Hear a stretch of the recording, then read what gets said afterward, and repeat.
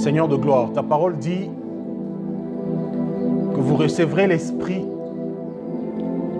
et vous serez mes témoins. Nous voulons encore une fois ce soir nous acquitter, Seigneur, de ce lourd devoir, de ce grand fardeau de témoigner de toi. Car Yeshua, c'est de toi qu'il s'agit dans la loi, les prophètes et les écrits. C'est de ta révélation qu'il s'agit dans le Tanakh. C'est de toi qu'il s'agit dans les épîtres. De l'éternité avant la création à l'éternité après la création, c'est de toi qu'il s'agira. Avant cette terre, Seigneur, avant qu'elle n'existe, ta gloire y était. Après la destruction de cette terre, il s'agira encore une fois de ta gloire. Nous ne voulons pas, Seigneur, nous livrer en spectacle. Nous voulons nous taire afin que ton peuple entende ta voix. Car tu dis dans ta parole, mes brebis connaissent ma voix. Ils l'entendent et me suivent. Nous voulons ce soir, Seigneur, que tes brebis entendent rien que le son de ta voix. Au travers des faibles ondes que nous sommes. Seigneur, tu nous as parlé, tu nous as promis ce réveil. Tu nous as appelés à sortir de la distraction, à sortir de la religion, à sortir, Seigneur, des ténèbres qui couvrent la religion et à courir après toi. À ne pas courir derrière les hommes, à ne pas courir derrière des gourous, mais à ne courir que derrière toi, Seigneur. Comment courir après toi si nous ne t'entendons pas, si nous ne t'écoutons pas, si nous ne te voyons pas? Ce soir, Seigneur, nous voulons encore t'entendre. Nous voulons dire des choses qui ne peuvent pas être dites par un homme. Nous voulons dire des choses qui ne peuvent venir de la chair et du sang. Sakarada brada kayaba sakarada bakede. Renda kayabada sakarabada sikete zikiriada baseke. Atteste-nous, Seigneur, ta présence en ce lieu. Atteste-nous, Seigneur, ta présence en ce lieu. Ce soir.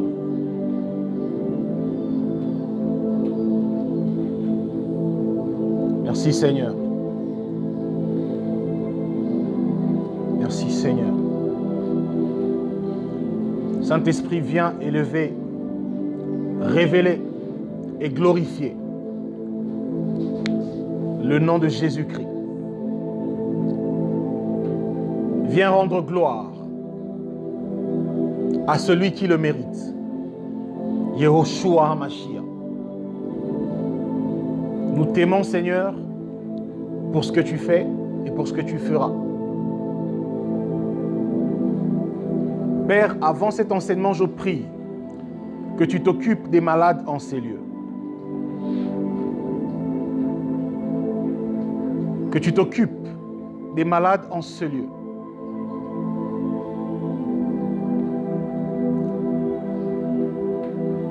Que tu t'occupes, Seigneur, des malades en ce lieu. Que chaque personne malade dans ce lieu, Seigneur, rencontre sa guérison ce soir.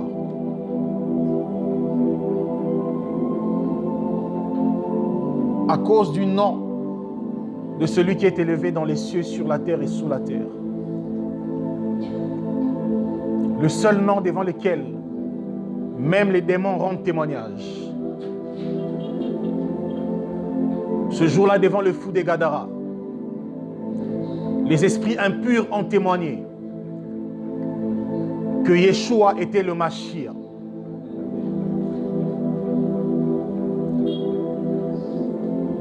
Quand les hommes ignorent qui est Jésus, Les démons les confessent.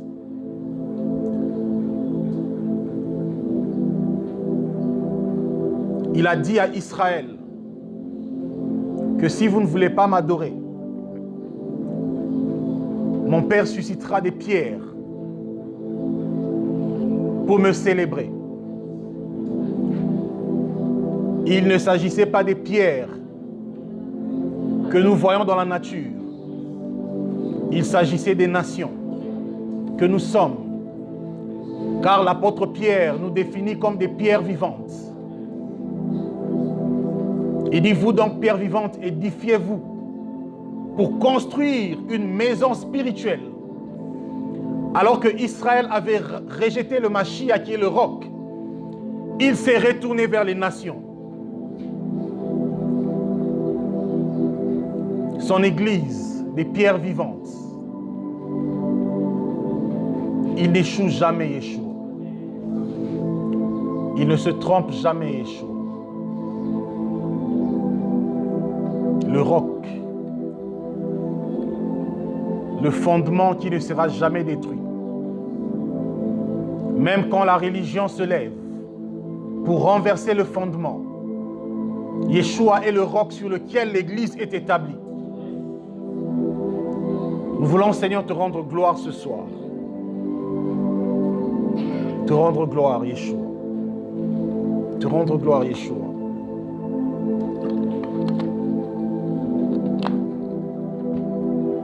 Nous voulons, Seigneur, que cette réunion soit une rencontre spirituelle. Nous chassons toute résistance à la vérité de l'Évangile. Nous chassons toute religiosité. Nous ramenons tout esprit captif à l'obéissance de Christ. Amen. Est-ce qu'on peut acclamer pour le Seigneur?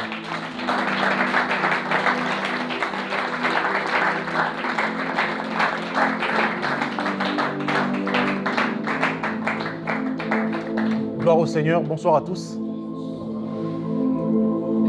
Je suis votre frère Michel-Ange. Et je ne suis qu'un simple messager du Seigneur.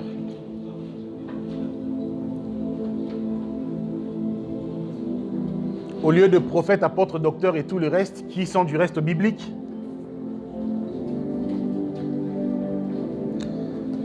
je préfère me présenter simplement comme un messager afin que notre attention soit tirée non pas sur l'homme mais sur le message. Jean-Baptiste était le prophète. Il était le Élie qui avait été promis. Mais ce jour-là, lorsque les Juifs sont venus vers lui pour lui poser la question, « Es-tu le prophète ?» Il a dit non. « Es-tu le Messie ?» Non. Bon, est-ce que tu es quand même le Élie que nous attendions? Non. Mais tu es qui finalement? Il dit, « Je suis la voix qui crie dans le désert. » Il était pourtant prophète. Mais pourquoi il ne s'est pas présenté comme prophète? Parce que simplement Israël de son temps était caractérisé par la religiosité. Les gens cherchaient plus des titres pour adorer un homme, pour s'attacher à un homme. Les gens ne cherchaient plus Elohim. Les gens ne cherchaient plus le Seigneur. Les gens cherchaient une religion pour se couvrir derrière. Et Jean-Baptiste a refusé d'être ce gourou derrière qui les gens vont se cacher. Il dit, je ne suis qu'une voix qui crie. En d'autres termes, ne faites pas attention à moi. Ne fixez pas vos regards sur moi. Prêtez l'oreille au message.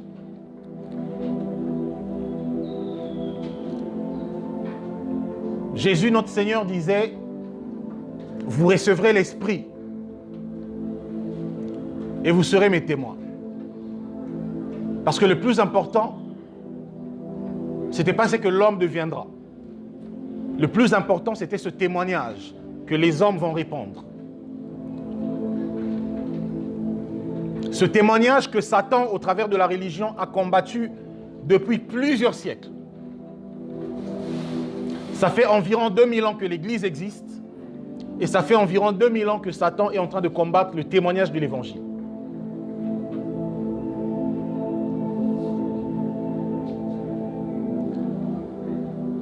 Lors de la naissance de l'Église primitive, on retrouve déjà une forte infiltration.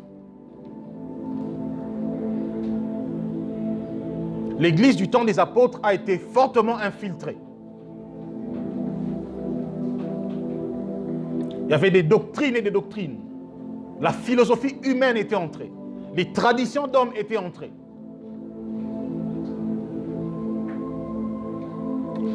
Dans Apocalypse, Jean nous parle de la doctrine des Nicolaïtes. Il y avait tellement de mouvements doctrinaux. Des philosophes grecs, ou plutôt des philosophies grecques, qui avaient infiltré l'Église du Seigneur. Mais les apôtres n'étaient pas que des prédicateurs, mais ils étaient aussi des défenseurs de la doctrine. On ne peut pas parler du réveil sans la défense de la doctrine. La grande question que nous devons nous poser, c'est que lorsque le fondement est renversé, que faire?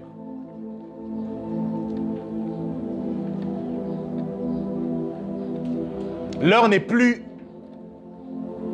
à crier Amen à n'importe quoi.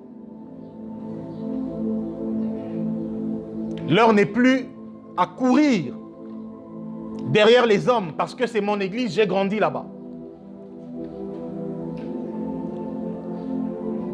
J'ai été baptisé là-bas, j'ai grandi là-bas, ça ne veut rien dire. L'heure est à courir derrière le bon berger. Dans le livre d'Ézéchiel, le Seigneur avait dit « Malheur à vous, bergers, qui dépouillez mes brebis. » Et au lieu de paître mes brebis, vous vous êtes paix vous-même. Au lieu de nourrir mes brebis, vous vous êtes nourris vous-même. Et voilà, l'heure arrive. Il dit, en ce jour-là, je prendrai moi-même mes brebis. Je rassemblerai mes brebis. Et je les paîtrai moi-même. Le Seigneur Yeshua, dans l'Ancien Testament, envoie les prophètes. Il envoie les sacrificateurs. Bien sûr que les vrais l'ont servi, ils ont été persécutés, ils sont morts martyrs. Et après, les faux qui étaient là, les frères, si on peut être gentil et laisser la place aux sœurs qui vont être en train d'arriver. Et le Seigneur dit, et plutôt la parole nous démontre, que les prophètes et les sacrificateurs corrompus de l'ancienne alliance ont détourné le peuple de la vérité.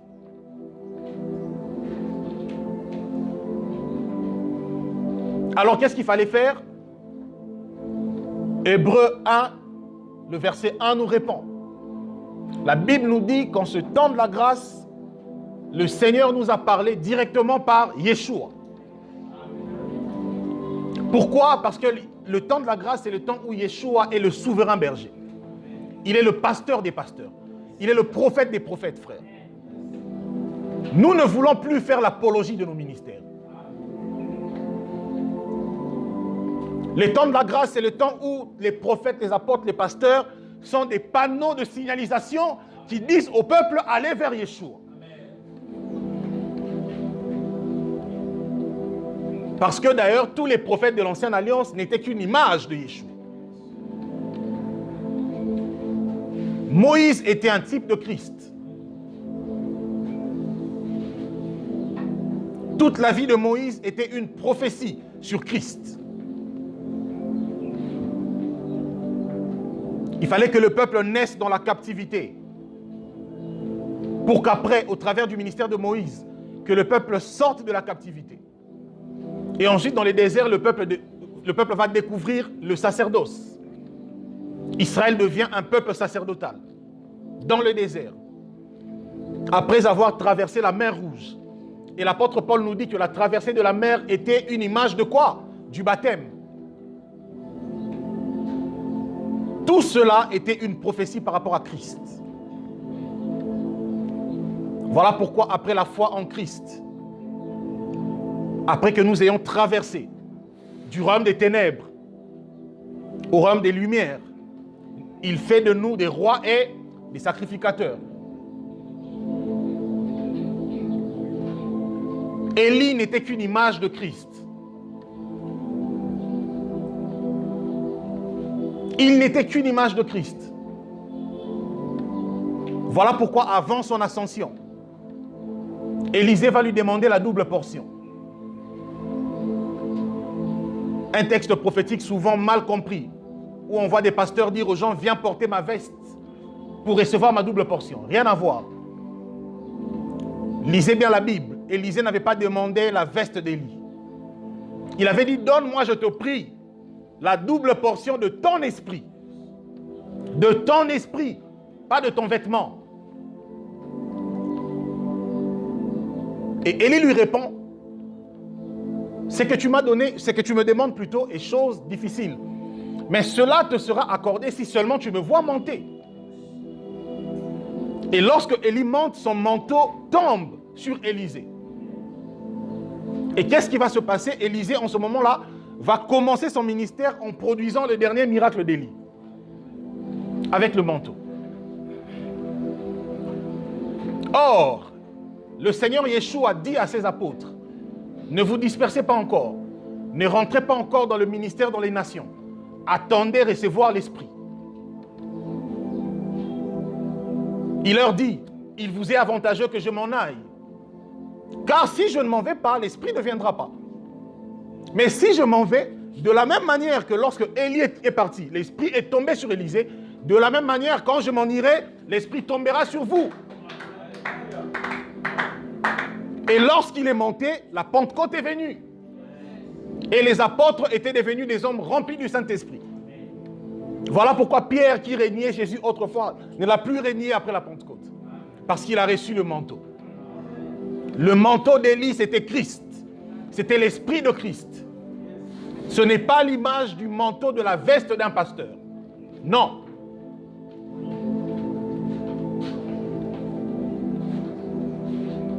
Nous devons arrêter d'étouffer le témoignage de Christ dans les Écritures. À cause de la recherche de la vaine gloire.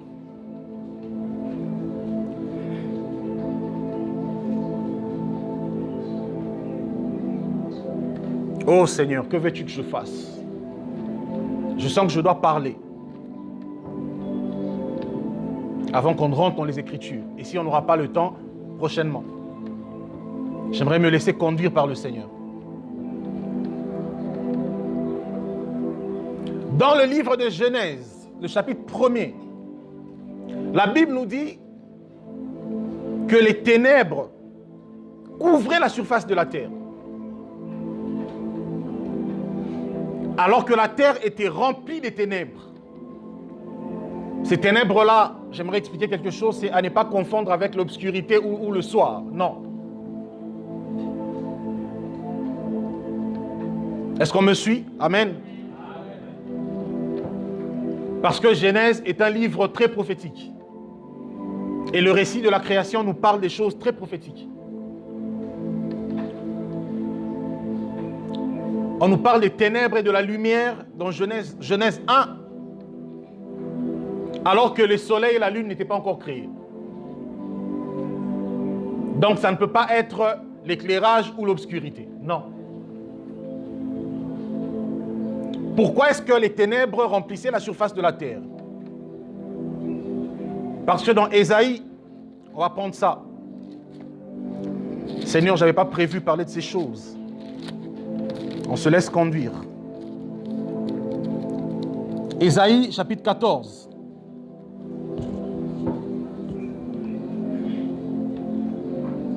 Ésaïe, le chapitre 14.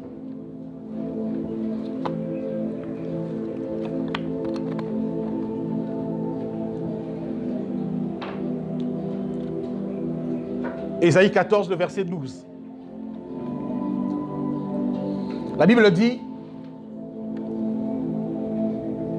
te voilà tombé du ciel, astre brillant, fils de l'aurore. Tu es abattu où? À terre. Est-ce que vous lisez avec moi? Ésaïe 14, à partir du verset 12. J'aimerais qu'on fasse l'exercice des chrétiens de Béret. À moins de connaître le texte par cœur, mais sinon, vérifions dans les Écritures. Parce que nous sommes au temps de la conformité avec la parole. Nous ne voulons plus raconter des histoires. Nous voulons prêcher la Bible. Rien que la Bible. Ésaïe 14, 12, la Bible dit: te voilà tombé du ciel, astre brillant, fils de l'aurore. Tu es abattu à terre. Toi, le vainqueur des nations, tu disais en ton cœur: je monterai au ciel. J'élèverai mon trône au-dessus des étoiles de Dieu. Je m'asserai sur la montagne de l'assemblée à l'extrémité du septentrion. Je monterai sur le sommet des nuées. Je serai semblable au Très-Haut. Mais tu as été précipité dans le séjour des morts, dans les profondeurs de la fosse. Dans cette prophétie, le prophète Ésaïe est en train, à la base, de prophétiser sur le roi de Tyr. Mais après, les prophètes avaient cette faculté de traverser les temps et de prophétiser parfois à temps et à contre-temps. C'est-à-dire que dans un texte prophétique, il arrivait qu'une séquence, une partie de la prophétie ne concerne pas la personne physique dont il s'agit, mais l'esprit qui agit au travers de la personne. Et dans ce texte, Ésaïe plutôt est en train de parler de la précipitation de Satan, qu'on appelle ici l'astre brillant. Astre brillant, c'est ce qui nous donne justement le terme Lucifer. Parce que Lucifer vient de deux mots latins, luci et fere, qui donne ange de lumière ou porteur de lumière. Porteur de lumière. Attention, une parenthèse, Satan n'est plus Lucifer. Une précision biblique. C'est une erreur quand on dit Lucifer, je te chasse. Non, Satan était Lucifer dans les cieux. Quand il était dans la gloire, il était appelé l'astre brillant. Quand il a été précipité, il a perdu cet éclat, il a perdu cette gloire et il est devenu le diable. Ça peut vous choquer. Bibliquement parlant, même Christ est Lucifer. Vous savez pourquoi? Parce qu'on l'appelle l'étoile brillante du matin. Toute étoile, tout astre qui brille, en latin, signifie Lucifer. Et Satan ne l'est plus. Il a été précipité. Il a perdu la gloire. En réalité, dans ce texte, Ésaïe est en train de nous expliquer des choses que Moïse n'a pas dites dans Genèse chapitre 1. Ésaïe nous dit que lorsque Satan a été précipité sur la terre, qu'est-ce qui s'est passé? La terre est devenue chaos. Les ténèbres ont couvert la surface de la terre. Parce que là, il a été précipité. Et après cela, Elohim devait commencer l'œuvre de la création. Mais il ne peut pas commencer la création sur un fondement des ténèbres. Voilà pourquoi Elohim déclara que la lumière soit. Écoutez, il n'a pas dit que l'éclairage soit. Il n'a pas dit que le soleil soit. Il a dit que la lumière soit. Scientifiquement, on ne peut pas avoir cette lumière que nous voyons dans les nuages s'il n'y a pas le soleil. Or, dans Genèse 1, du verset 1 jusqu'à 3, le soleil n'est pas encore créé. Le soleil, la lune et les étoiles ont été créés dans Genèse 1, le verset 14. Je ne sais plus, c'était le troisième ou le quatrième jour. Le quatrième jour de la création. Mais au verset premier, on n'est pas au quatrième jour, on est au premier jour. Il n'y avait pas de soleil, il n'y avait pas de lune, il n'y avait pas d'étoiles, mais il y avait la lumière. Donc c'était une lumière prophétique. Et c'est quoi cette lumière? Jean nous répond. Dans Jean chapitre 1er, on peut prendre ça. Parce que le monde, la religion a trop couvert, trop étouffé la révélation de cet homme. Jean chapitre 1er. Je prie que les écailles tombent et que nous comprenions les Écritures. Quand on a le Saint-Esprit, la Bible doit cesser d'être un livre incompréhensible. Jean chapitre 1.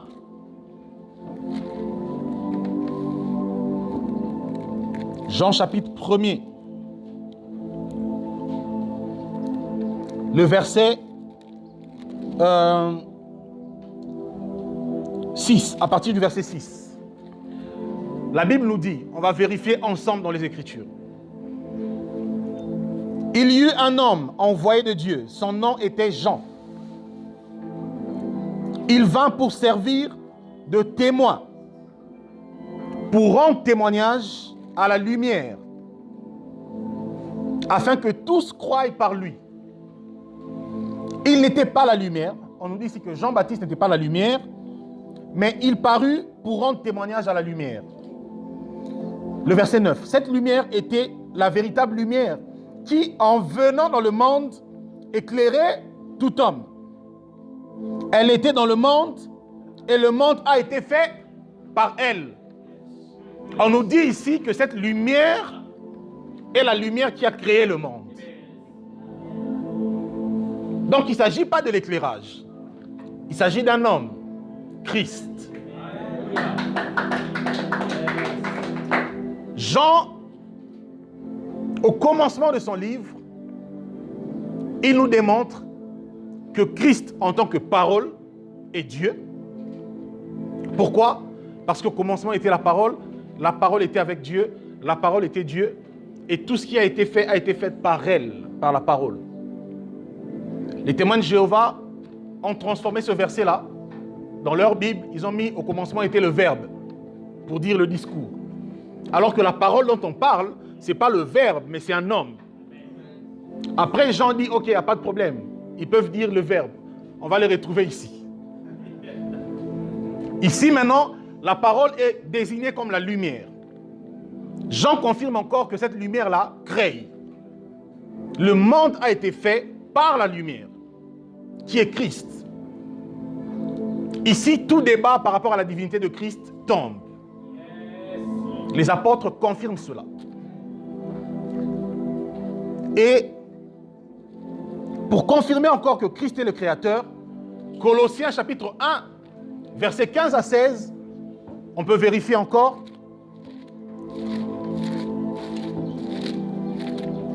On a prié le Saint-Esprit, on a demandé plutôt le Saint-Esprit de pouvoir nous éclairer sur le témoignage de Christ.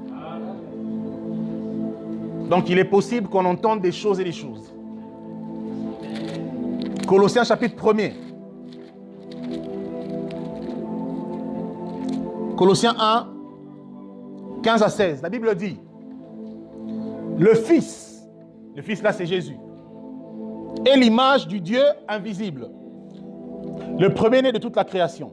Car en lui ont été créées toutes les choses qui sont dans les cieux et sur la terre, les visibles et les invisibles, trône, dignité, domination, autorité. Tout a été créé par lui et pour lui. Par qui? Le Fils. Donc, quand Moïse dit dans Genèse qu'au commencement, Dieu créa, il est en train de dire au commencement, Yeshua, la lumière, créa. Voilà pourquoi la première révélation de Genèse, c'est que la lumière soit. Parce que c'est cette lumière qui crée. On ne peut pas parler de la création sans parler du Créateur. Or, dans l'Ancienne Alliance, le Créateur est encore caché dans une ombre.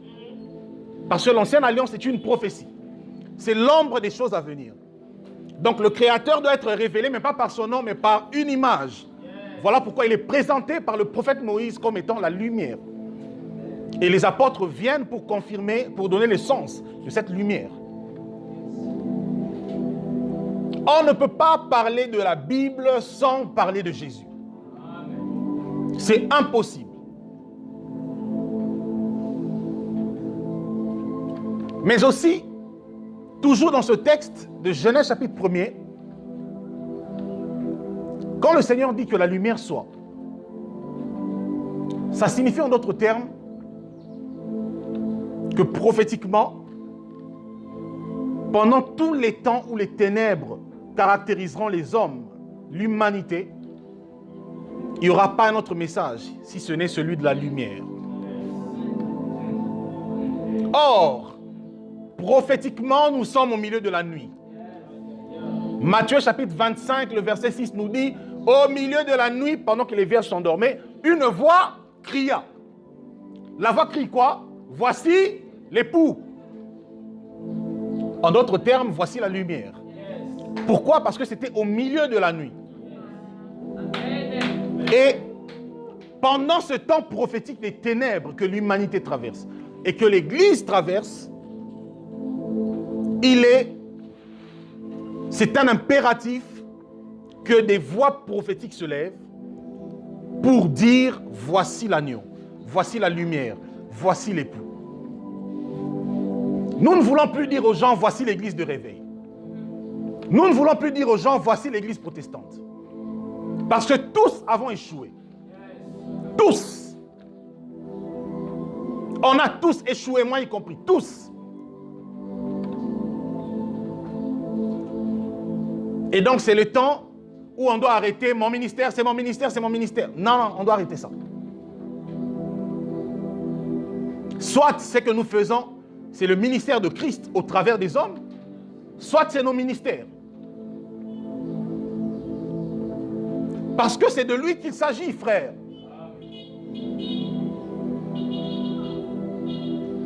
Archibishop, pape, tout ça, jusqu'où on va. Nous sommes au temps où l'Église doit commencer à pleurer de ces choses. Parce que les gens grandissent en titre pendant que les âmes sont en train de mourir tous les jours.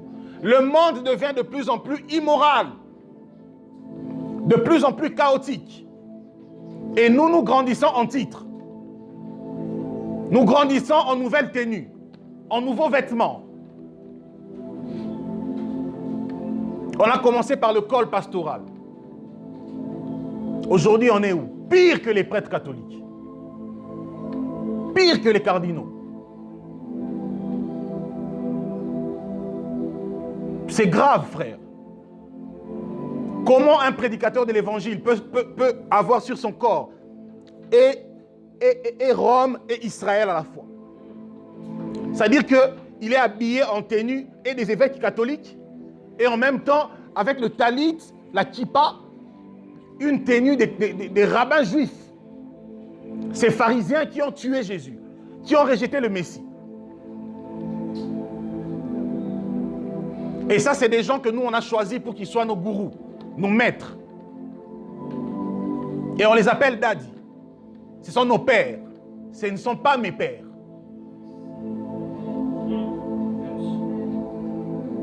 Arrêtons avec ces histoires de pères. Dans le corps de Christ, nous sommes d'abord frères. Bien sûr qu'il y a des pères dans la foi et des fils dans la foi. Mais dans le corps, nous sommes des frères. Nous avons des aînés. Mais s'ils ne s'identifient plus à l'évangile de Christ, on se sépare. Ne soyez pas plus bons que Dieu.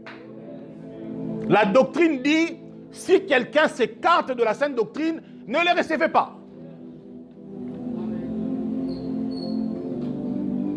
Et aujourd'hui, j'ai la tristesse de le dire, que 80-90% de tous les grands pasteurs de ce pays ne sont plus dans l'évangile.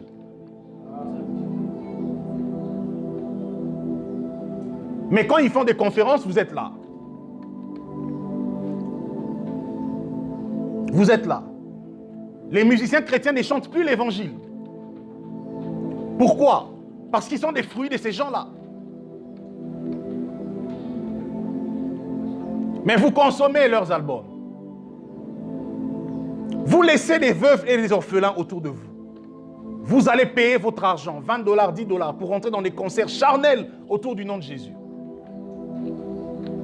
Concert VIP chrétien. C'est quoi VIP chrétien? Le Seigneur m'avait dit, mon fils, aujourd'hui, va parler.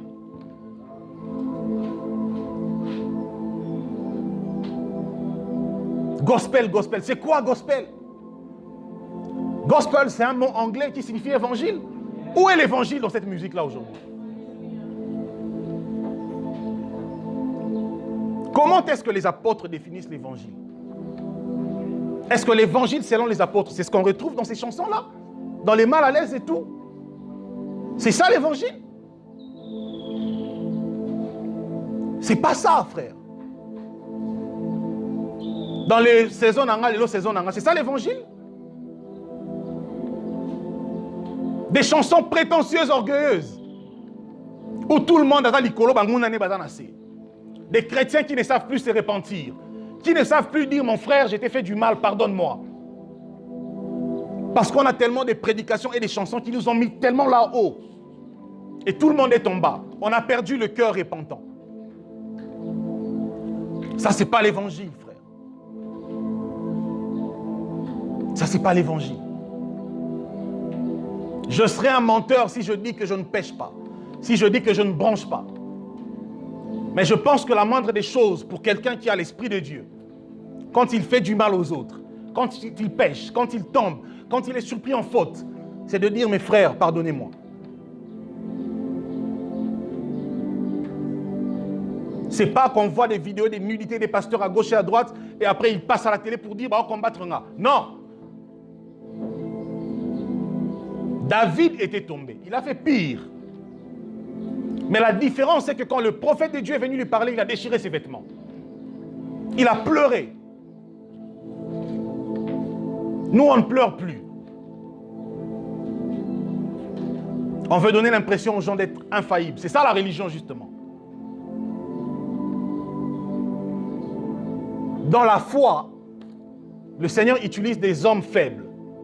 Des hommes qui sont conscients et qui reconnaissent leur faiblesse. Et le Seigneur devient leur force. La religion s'appuie sur des gens qui ne sont rien, mais qui donnent l'impression d'être parfaits. Et qui ne reconnaissent jamais qu'ils ont mal agi, qui ne reconnaissent jamais qu'ils étaient dans l'erreur, qu'ils ont prêché des faussetés. L'église du Congo nage dans la fausseté.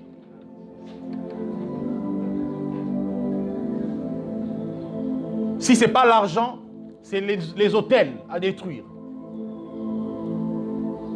On a annulé l'œuvre de la croix. Et quand on parle de l'église, on dit c'est mon église, c'est à moi. Alors que dans Matthieu chapitre 16, le verset 18, le Seigneur Yeshua est le premier à dire je bâtirai mon église. À partir de quel moment l'église a cessé d'être de Yeshua pour devenir celle des hommes? À partir de quel moment? Qu'est-ce qui s'est passé? C'est du vol. Prendre la propriété d'autrui. Frère, Ève a été tirée d'Adam et de personne d'autre. Je vais dire ici un mystère. Lors de la création, le Seigneur va endormir Adam. Il va passer une opération au niveau de sa côte. Et il sort sa femme. Le prix, Adam a payé le prix de sa côte pour que Ève existe. Or, tout ceci n'était que prophétique. Parce que dans les Écritures, Yeshua est révélé comme le second Adam et le dernier, pas le troisième. Il n'y a pas de troisième Adam. Nous disons non à la doctrine démoniaque du troisième Adam. Le troisième Adam, c'est l'Antichrist. C'est le diable. Yeshua est le deuxième Adam. Voilà pourquoi il fallait que sa vie puisse confirmer les Écritures. Après avoir marché dans toute sa justice en Israël, il achève sa mission à la croix. Et à la croix, Dieu va l'endormir. Parce que souvenez-vous que Yeshua n'avait pas la même définition que nous de la mort. Quand il arrivait quelque part là où quelqu'un est mort, il disait il n'est pas mort, il dort. Et à la croix, alors que nous on dit que Jésus est mort, en réalité il s'est endormi. Pourquoi? Parce que Dieu devait opérer une opération et sortir Ève, la seconde Ève, la véritable Ève. Voilà pourquoi le soldat romain ne pouvait pas lancer sa flèche ailleurs. Il fallait que ça soit au côté. L'eau et le sang coulent.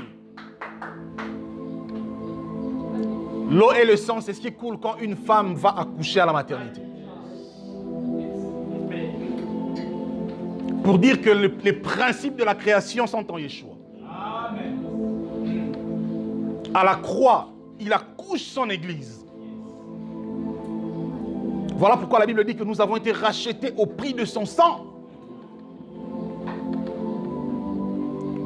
On ne peut pas dire mon église si on comprend ces choses. On ne peut pas. On ne peut pas. Voilà pourquoi les apôtres étaient très modestes dans leur langage. Et ils disaient l'église du Seigneur. L'église du Seigneur. Vous êtes des rachetés du Seigneur. On est dans quel évangile aujourd'hui? On n'est plus dans l'évangile de Jésus. On n'est plus dans l'évangile de Pierre, de Paul, de Jean, de Jacques. Mais on est dans quel évangile? Nous mangeons quel pain? Parce que quand les gens avaient faim, le Seigneur a réuni 12 apôtres. Il n'a pas réuni 80 personnes. Il n'a pas réuni les Congolais, les abbés et tout ça. Non, il a réuni 12 apôtres. Il leur a dit, apportez-moi les 5 pains et 2 poissons. Il a multiplié. Ça a rempli 12 paniers. À la suite, il n'a pas dit aux gens, venez vous-même prendre et manger. Non. Il a dit aux apôtres, allez maintenant les distribuer aux gens. Parce que le pain, c'est la parole. Et le Seigneur a donné la parole aux apôtres pour que les apôtres, à leur tour, aillent distribuer. C'est pourquoi dans Matthieu chapitre 28, il dit, allez partout, faites des nations mes disciples, enseignez-leur à observer ce que je vous ai prescrit.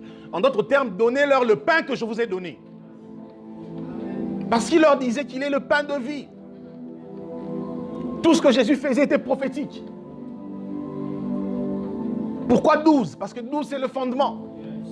Et Éphésiens 2:20 nous dit que nous sommes établis sur le fondement des apôtres.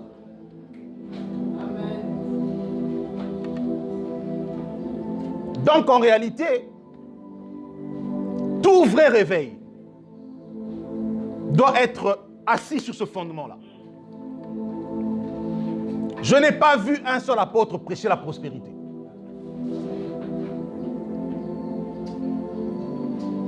Attention, quand on craint Dieu, quand on marche avec le Seigneur, il nous fait prospérer dans ce que nous faisons.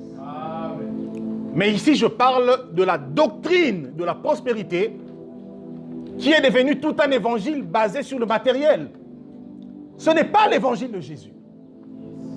Ce n'est pas l'évangile de Jésus, frère. Paul dit, si ces gens-là viennent parmi vous, vous les supportez fort bien. Vous supportez ces gens-là qui prêchent ces choses. Plus de 30 ans après que l'évangile de la prospérité soit prêché à Kinshasa. Quel est le bilan?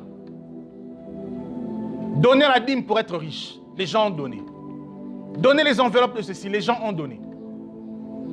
Où sont des chrétiens millionnaires, multimillionnaires, parce qu'ils ont reçu des promesses et tout ça? Donc Dieu a menti. Dieu n'a pas menti, les hommes ont menti. Dans Jérémie, le Seigneur disait, je ne les ai pas envoyés. Ils prophétisent des visions de leur cœur. Je vais vous poser une question, puisqu'on est dans une réunion de réveil. Est-ce que les calendriers ont commencé aujourd'hui? Le calendrier, lundi, mardi, mercredi. Ça a commencé aujourd'hui. Les Juifs avaient un calendrier. Les Romains avaient un calendrier. Comment est-ce que les Juifs dans l'Ancien Testament faisaient quand c'était la nouvelle année? Où avez-vous vu dans la Bible un prophète ou un sacrificateur de Jésus? Dans la Bible, appeler les gens et dire, cette année, Dieu m'a dit, c'est l'année de l'élévation. Comme on a année d'élévation. Vous avez vu ça où? Serviteurs de Dieu, nous devons être honnêtes entre nous. Il y a des choses que nous faisons parce qu'on a envie de les faire. Pas parce que Dieu nous a envoyés. Dieu est dans sa parole. La Bible dit, je suis venu établir une année de grâce. Depuis la mort de Yeshua jusqu'à son avènement, l'Église est dans le calendrier prophétique de l'année de grâce. Arrêtons de donner des noms aux années, des faux noms. Arrêtons. Nous sommes dans l'année de grâce. Année de prospérité à telle église. Année d'élévation dans l'église d'en face. Année de richesse dans l'église de gauche. À la fin de l'année, ils vont vous dire, si tu n'as pas vu ces choses s'accomplir, fais cette promesse pour sceller. Dieu est le Dieu de la dernière minute. À part la dernière minute, tu ne vois pas, ils disent, il y a des gens qui vont vivre ces promesses l'année prochaine. Alors que Dieu, votre Dieu a dit, c'est cette année, c'est le nom de cette année. C'est quoi cette confusion-là? C'est quoi cette confusion, frère? Dieu ne se contredit pas. Lorsqu'il disait à Élie, va dire qu'il ne pleuvra pas, il ne pleuvait pas. Lorsqu'il disait à Élie, va dire qu'il pleuvra, il pleuvait. C'est quel Dieu qui fait des choses à peu près? Ou il nous a envoyés, ou il ne nous a pas envoyés. Nous souffrons d'un problème, l'église du 21e siècle. C'est des traditions d'hommes. Nous faisons des choses par tradition. Nous faisons des choses par tradition. Est-ce qu'il y a des gens qui chantent parmi nous? Qui ont la grâce de chanter? Gloire au Seigneur. Qui vous a dit que vous êtes obligé de sortir des albums? Je ne dis pas que c'est mal. Qui vous a dit que vous êtes obligé de faire des concerts au Grand Hôtel? Lorsque vous entrez dans des choses que Dieu ne vous a pas dites, vous n'aurez pas sa couverture, vous n'aurez pas sa bénédiction, vous rentrerez dans la fausseté, vous irez chercher une autre couverture. Voilà pourquoi beaucoup des musiciens chrétiens sont dans la magie, dans la franc-maçonnerie.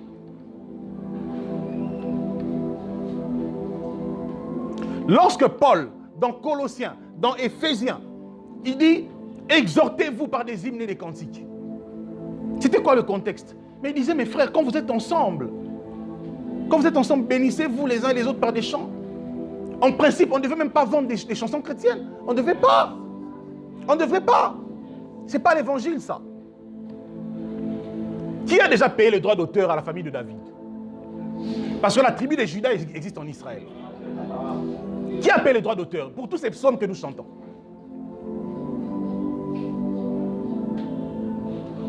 Frère, ces choses n'ont pas de prix. Nous sommes rentrés dans une tradition. Nous sommes nés, nous avons trouvé que nos aînés font des albums chaque année. Après, vous allez les voir avec des producteurs à la télé en train de s'insulter. Vous voyez ça? Ça, c'est l'évangile, ça. Tout ça, parce qu'on est rentré dans des choses pour lesquelles Dieu ne nous a pas envoyés.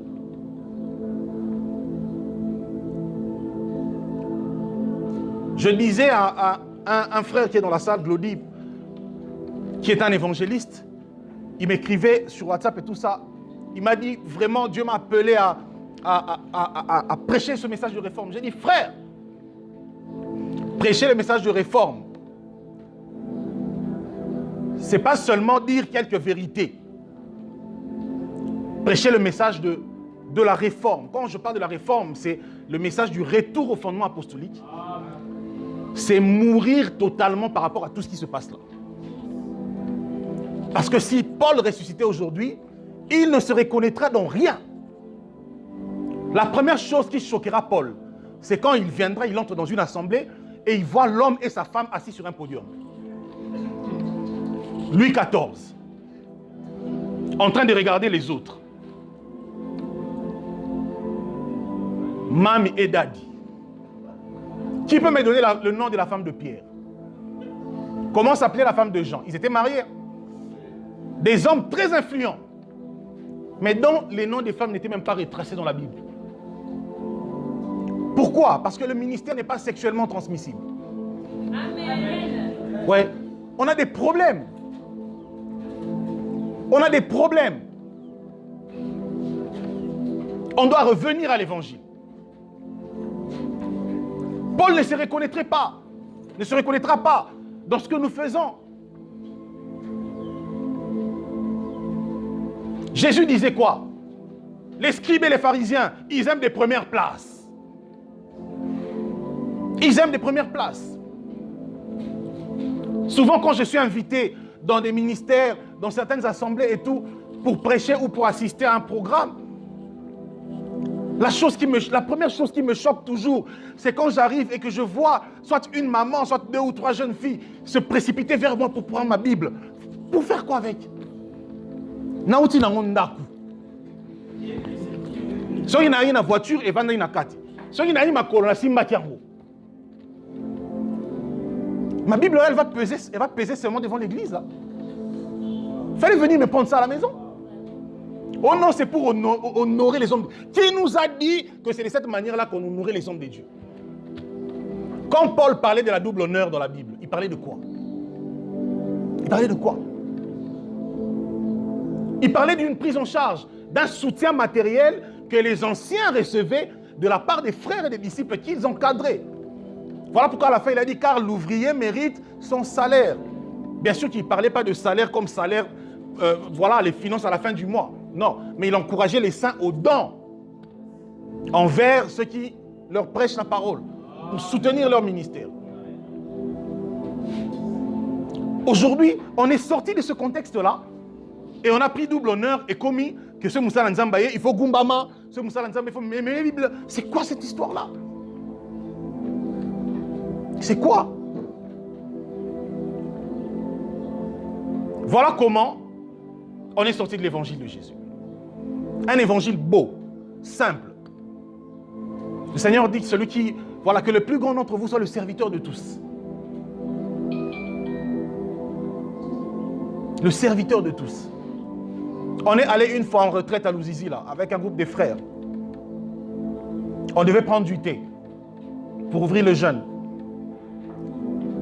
Et je voulais m'assurer que tout le monde avait son thé avant que moi je prenne. Et j'ai pris, j'ai commencé à servir les autres.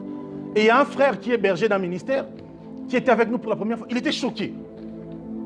Après, il va dire à notre frère, mais comment lui, il vient nous servir? Comment? C'est lui qui nous a enseigné. Comment il va nous servir du thé? Je dis, mais qu'est-ce qu'il y a de choquant? Vous voyez que les choses les plus normales de la vie chrétienne deviennent choquantes aujourd'hui. Parce que les fondements ont été renversés. Les fondements ont été renversés. Les fondements ont été renversés. On ne peut pas être choqué de voir un serviteur de Dieu être quelqu'un de simple. Voilà pourquoi on est arrivé jusqu'au niveau où un serviteur de Dieu va recevoir les gens à l'entrée de l'église, assurer ma chaussure, gagner ma photo, sur Internet. Et les gens disent, waouh, waouh, waouh, quelle humilité. C'est pas ça. Hein? L'humilité, c'est pas organiser un scénario comme ça. On vous prend des photos pour mettre ça. L'humilité, c'est comment tu viens avec tes fils dans la foi tous les jours. Vous vivez comment? C'est là. C'est là. J'ai pas besoin de me mettre là et j'appelle le frère qui a l'appareil photo, je commence à vous essuyer les pieds, vous entrez et puis on met ça sur Facebook, on dit que le frère est humble. Non. Église du 21e siècle, église de mise en scène, église de scénario. On est sorti de la vie de l'évangile, on est rentré dans des scénarios.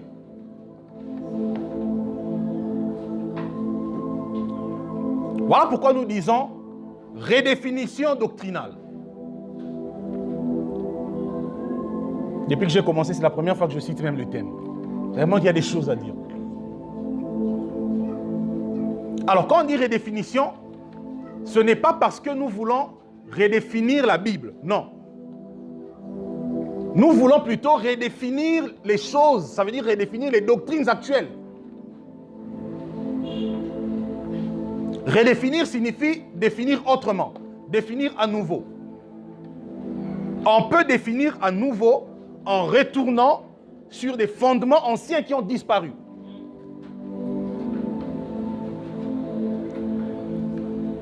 Parce qu'aujourd'hui, là, on n'est plus dans l'évangile.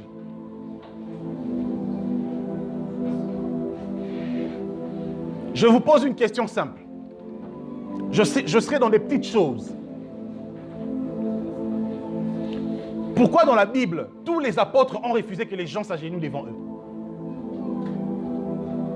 Paul a refusé ça. Pierre a refusé ça. Et même l'ange a refusé ça, malgré sa splendeur. Quand Jean a vu l'ange dans sa splendeur, Jean a cru que c'était Christ. Il s'est prosterné. Il est tombé à ses pieds. L'ange pouvait rester là et puis dire, voilà, Jean, ok, tu es un gars humble, voilà, ainsi me parle l'Éternel et tout ça. Mais l'ange lui dit, Jean, adore Dieu. Je suis ton compagnon. Dans la foi, même si on est père dans la foi et fils dans la foi, mais dans l'œuvre, on est des compagnons. Paul appelle Timothée son fils, mon compagnon. La Bible dit que dans les cieux et sur la terre, le seul devant qui les genoux doivent fléchir, c'est Christ. Pourquoi quand quelqu'un vient pour que tu pries pour lui, pourquoi tu lui dis, mets-toi à genoux? Ça vient d'où? Catholicisme romain. C'est pas l'évangile, ça. C'est pourquoi je dis prêcher la vérité, prêcher la réforme. Ça veut dire que tu auras tellement de problèmes avec tout ce qu'on a là. Et je vous assure, on les aime beaucoup. On a même des frères, des pères, des amis dans ces environnements-là. Mais à un moment, il faut mettre de côté la camaraderie et défendre la parole de Dieu.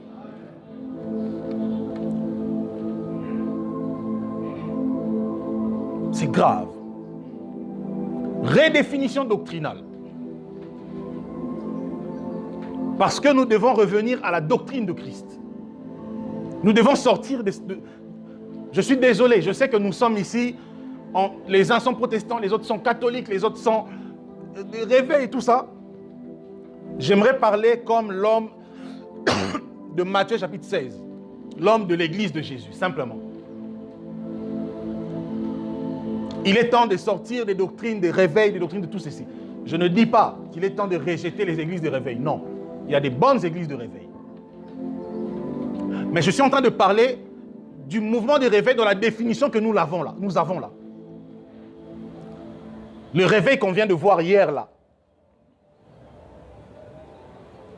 Où les pasteurs sont en train de se disputer après avoir, mangé l'argent des politiciens.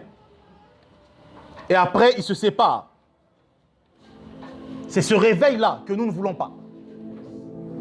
Ça, c'est la mort. Ça, ce n'est pas le réveil. Ça, c'est le coma spirituel. Ce n'est pas le réveil. Les apôtres étaient capables de dire que ton argent périsse avec toi. Où sont des serviteurs de Dieu qui diront que ton argent périsse avec toi? En 2017, on a organisé une conférence. Une autorité du pays m'a reçu dans son bureau. J'étais allé lui laisser l'invitation. Et c'est une personne très connue dans la politique. Et il me dit, à la fin quand on a fini, j'ai dit, bon, je t'attends à la conférence et tout.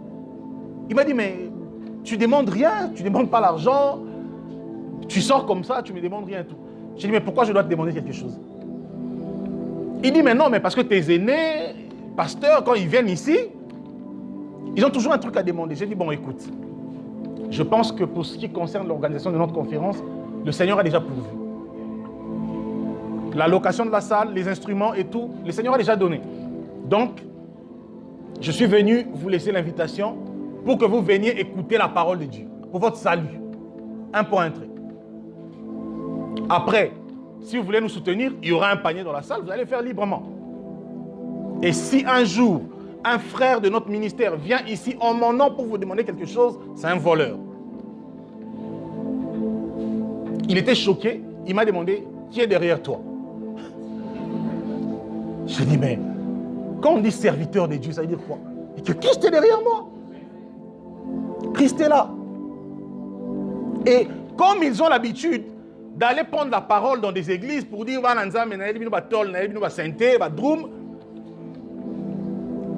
et le jour de la conférence, nous, par respect pour le Seigneur, on ne vient pas faire la star. Même quand on va prêcher, on ne vient pas faire l'entrée triomphale. On est là toujours à temps. Parfois même, on essuie des chaises, on arrange des choses avec des frères. Parce que ça n'enlève rien dans mon onction. Et j'étais là à temps, lui n'était pas encore là, il envoie son parsec. Et le parsec arrive, il m'appelle à côté, il me dit, mais j'ai dit, nous on est déjà là, le Seigneur est déjà là. Parce qu'au fait, le type, il voulait qu'on lui dise, voilà, ça les tonnes, dit, maintenant tu peux venir faire ton entrée pour que les gens voient que, honorable, excellence, tout ça, aïe. Après, il me demande, mais son excellence peut venir à quelle heure? J'ai dit, il peut venir maintenant parce que la réunion a commencé. Le roi des rois est déjà là. Après, il me pose la question, si excellence a lobby à Oloba, à sa parole, j'ai dit, à sa parole pour dire quoi? Il dit, non, peut-être que tu voulais qu'il salue. J'ai dit, non, je l'ai invité pour son salut à lui. Dis-lui qu'il vienne écouter l'évangile. C'est tout. Mais regardez comment les politiciens ont mis à genoux les hommes de Dieu dans ce pays. On est à genoux, frère. Et ils mettent à genoux des hommes de Dieu qui sont plus riches que nous autres. Ils ont déjà des maisons, des voitures, mais ils continuent de s'incliner encore devant ces politiciens. Pourquoi? Parce que maman est dans le cœur. On sert maman. Et on n'a plus de dignité. J'aimerais dire aux ministres de Dieu qui sont en ces lieux et à ceux qui aspirent au ministère que frère, si tu ne sais pas encore dire non à l'argent, fais attention. Ne cours pas vers le ministère. Ne cours pas vers le ministère. Et la doctrine de Christ est renversée. Voilà pourquoi nous devons redéfinir les choses. Nous devons sortir du mauvais fondement et retourner au fondement apostolique.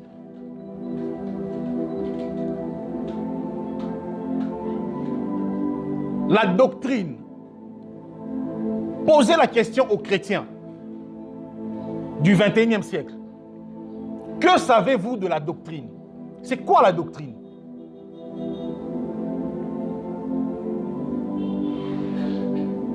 Les chrétiens du 21e siècle, on est médiocres par rapport à la parole de Dieu. Médiocres. On est dans l'abîme de l'ignorance. Voilà pourquoi on nous manipule. On te fait payer des offrandes de rachat. Alors que Christ t'avait déjà racheté à la croix. Et tu payes. On te fait payer les sacrifices de culpabilité.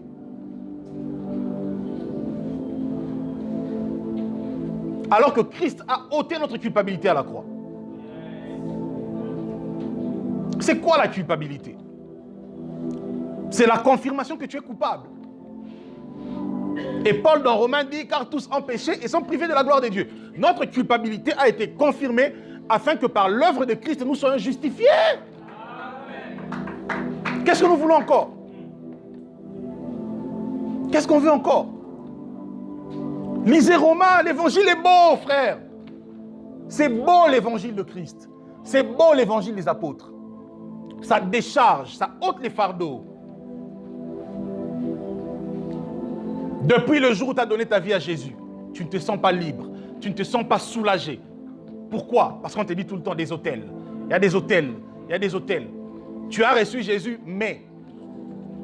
Il n'y a pas de mais.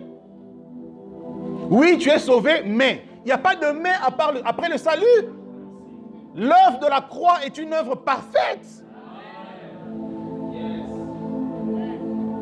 C'est une œuvre parfaite.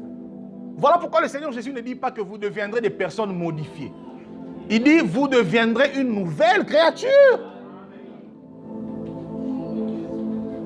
La nouvelle créature, c'est quelque chose qui n'a rien à voir avec ce qui existait avant. Le reste, c'est maintenant être tous les jours, comme Paul le dit, lavé par l'eau de la parole. Ça veut dire que plus on comprend la parole, plus on se détache de certaines choses. Ne vous conformez pas au siècle présent, mais soyez renouvelés de l'intelligence par la parole. Toi, tu es encore lié. Tout le temps, tu es lié. Tout le temps. Et à chaque épreuve que tu traverses, tu te ramènes sous ce joug-là. Seigneur, je suis lié. Tu oublies que Paul a eu des épreuves plus que toi. Pourtant, c'était un homme affranchi. Il disait tout le temps que Christ m'a affranchi de la loi du péché et de la mort. Mais il avait des épreuves. Il a dit, j'ai connu la faim, j'ai connu la nudité. L'éveil à la belle étoile. Paul a connu ça. Mais un puissant homme de Dieu. Et toi, quand tu passes par des épreuves, tu vas alimenter pour qu'on te dise que tu as des hôtels.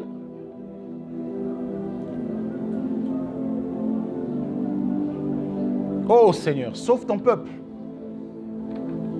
Sauve ton peuple, Seigneur, réveille-nous.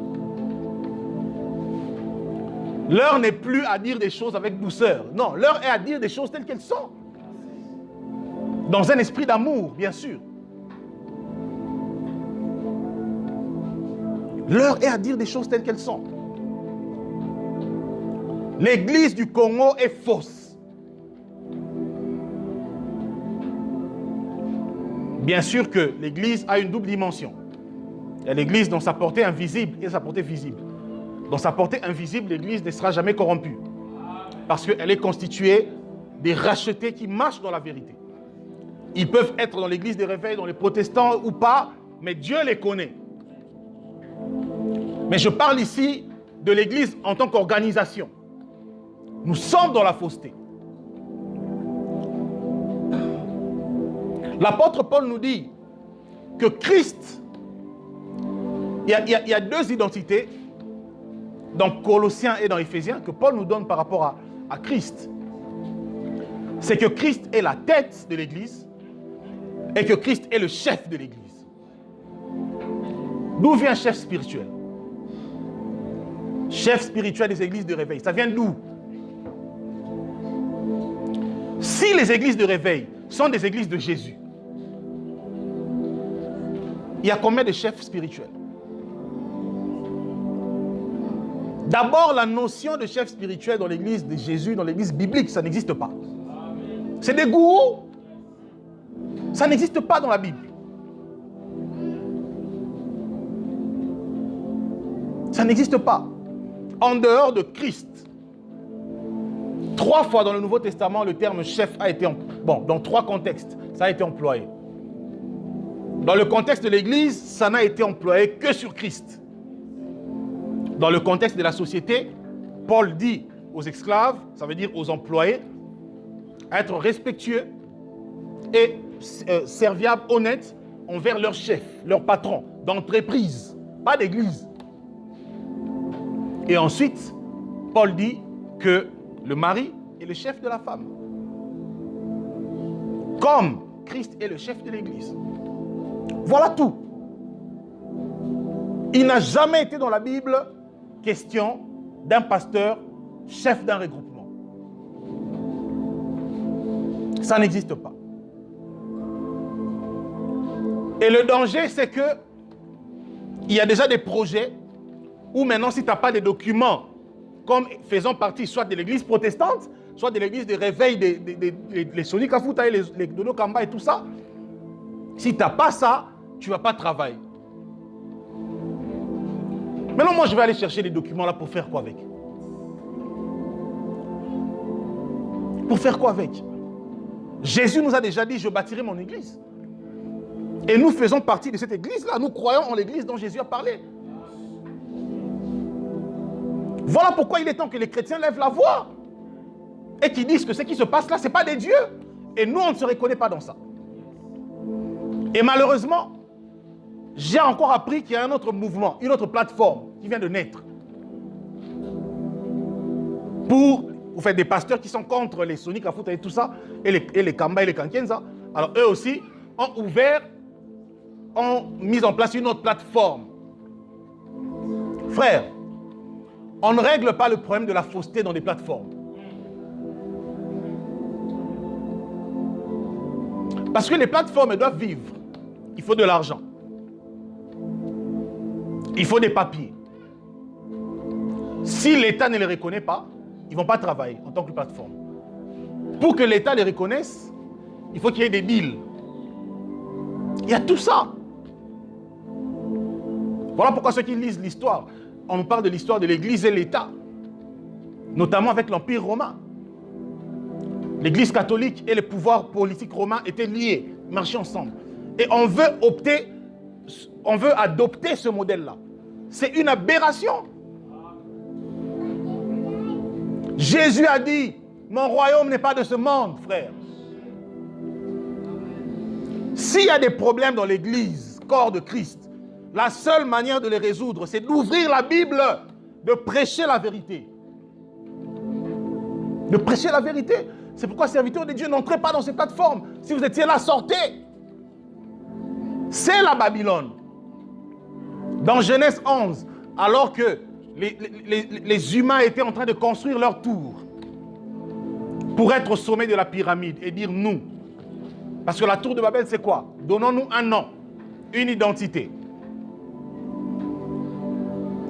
L'identité de l'Église de Jésus ne nous suffit plus. On veut nous donner un autre nom. Oui, je suis chrétien, mais catholique, mais protestant, mais ERC. Et à la tête de toutes ces histoires-là, il y a un homme. Il y a un homme. Il n'y a pas Christ, il y a un homme qui incarne un système. Et quand il y a la tour de Babel comme ça, qu'est-ce qui se passe? Le Seigneur descend et dit, allons, confondons leur langage. C'est ce qu'on voit maintenant là. Après avoir menti le peuple, bouffé de l'argent et tout, et dire aux enfants de Dieu, voilà, on doit prier pour tel président, pour tel candidat et tout ça, le Seigneur est maintenant descendu. Il confond les langages. En quelques semaines seulement, on a 3 camps, 3 plateformes qui naissent. Et on nous dit, nulle part vous apprenez que le problème vient des Écritures, voilà, tel avait enseigné ceci, cela. Non, on vous dit le problème c'est que Ronsard Malonda et tout ça, FCC, cash, l'argent et tout. Les pasteurs. Est-ce que des gens comme ça peuvent encore vous prêcher l'évangile du salut? Ils peuvent encore vous dire, répentez-vous? Non. C'est pourquoi il faut que le réveil vienne. Le réveil, ce n'est pas le nom, ce n'est pas une dénomination d'une église. Le réveil, c'est un état. C'est une vie. Dans la parabole des 10 vierges, les filles dormaient.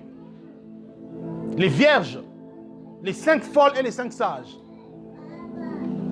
Mais lorsque la voix a crié, elles se sont réveillées. Elles ont allumé la lampe. C'est ça le réveil. Garder la lampe allumée. C'est ça le réveil. La lampe, c'est la parole. L'église, la véritable église réveillée, c'est l'église de Philadelphie. Je parle de Philadelphie de l'Apocalypse. Il ne faut pas confondre les choses. Je ne dis pas que c'est une Philadelphie de Kinshasa. Je n'ai pas de problème. Voilà, mais je précise juste que moi je parlais de la Bible. Parce qu'à cette église-là, de Philadelphie, dans la Bible, le Seigneur dit, puisque tu as gardé ma parole, je livre entre tes mains ceux de la synagogue de Satan. Ce n'est pas puisque tu as fait des plateformes, puisque tu as gardé ma parole. J'aimerais dire aux ministres de l'évangile qui sont en ce lieu qu'il est temps de ramener les enfants de Dieu à la parole. Si tu n'es pas prêt à payer le prix de l'humiliation, du rejet, va t'asseoir. Mais après avoir entendu ces choses, il ne faut pas aller embrouiller le peuple de Dieu. Parce que le Seigneur te jugera en fonction de tout ce que tu as eu à entendre. Nous avons accepté que les portes nous soient fermées. Ça fait des années que je ne suis plus invité. Conférence à gauche, à droite, pour aller prêcher, on ne m'invite plus. Parce que les gens, quand ils t'invitent, ils s'attendent à ce que quand tu vas arriver, que tu dises « Je suis en train de voir 10 personnes qui vont donner 300 $ et je vais déclarer des paroles sur vous. Venez sceller cela. » L'escroquerie. Et quand tu n'es pas dans ça, eh bien, on ne te supporte pas. On te ferme des portes. Je suis allé une fois dans un ministère des jeunes, de mes jeunes frères, il y a quelques années. J'ai apporté la parole. C'est des frères qui aiment le Seigneur, qui ont les fardeaux de l'évangélisation. Mais après, j'ai vu les frères en train de se battre à vouloir me donner quelque chose. Ils se sont tellement battus qu'à la fin, ils m'ont suivi. Non, frère, voilà, ça c'est pour toi. J'ai dit non. Non, c'est pour ton transport. J'ai dit, c'est gentil. Mais au fait, j'ai remarqué que vous n'avez pas de chaises ici. Prenez ça, achetez des chaises. Et s'il y a des frères qui manquent de transport entre vous, donnez-leur ça. Comment on peut quitter sa maison, aller prêcher l'évangile dans l'intention que je rentrerai avec quelque chose en poche? On est corrompu, frère. Ça me déchire le cœur. Paul a refusé les dons des Corinthiens parce qu'ils vivaient dans le péché. Si les gens vont nous bénir volontairement, c'est ça qu'on appelle don. C'est ça qu'on appelle libéralité. Ça veut dire que le frère ou la sœur, dans sa conscience à lui, poussé par le Saint-Esprit, il dit, j'aimerais soutenir cet homme dans ce qu'il fait. Il n'y a pas de péché à cela. C'est biblique aussi. Paul rend grâce à Dieu dans Philippiens 4 d'avoir reçu des dons des frères. C'est la doctrine aussi. Mais on ne peut pas servir Dieu avec l'intention. Nakio ça la prière, mon repas DG, entreprise Boé, et on appelle ces gens-là des gros poissons. J'ai entendu ça chez un chauffeur de celui qui était l'ancien pasteur, l'ancien patron des églises de réveil là. Il dit à son chauffeur, donc non pas mer, on a gros poisson. À Kenara, Chine, Dubaï et tout ça. La honte. La honte. On est parti à Kimbanteke, dans un quartier très reculé, Bikoukou, le quartier Bikoukou. Je pense que même beaucoup ne connaissent pas. On a fait plusieurs œuvres évangéliques là-bas. On a cherché des églises, les grandes églises là. On a cherché ça. Il n'y en a pas. Un quartier très reculé comme dans un village. Oublié par l'État, oublié par les églises. Pourquoi? Parce que là-bas, il n'y a rien à gagner. Là-bas, il n'y a pas d'offrande. Parce que là-bas, quand on va évangéliser, souvent les frères sont témoins, souvent à la fin, les gens à qui on est allé prêcher la parole viennent encore nous exposer leurs problèmes sociaux. Et si on peut, on aide. Et donc, depuis un moment, quand on va là-bas, soit on emmène des vêtements, soit on emmène un peu d'argent, on scolarise des frères qui sont là-bas, des gens qu'on n'a pas connus personnellement, mais qu'on a rencontrés par l'œuvre évangélique. L'œuvre du Seigneur doit te conduire plus à te dépouiller qu'à attendre recevoir. L'évangile de Christ dit qu'il y a plus de bonheur à donner. Toi, tu es toujours dans « venez me donner, moi je suis l'homme de Dieu. Venez me soutenir ». Ce n'est pas l'évangile, ça.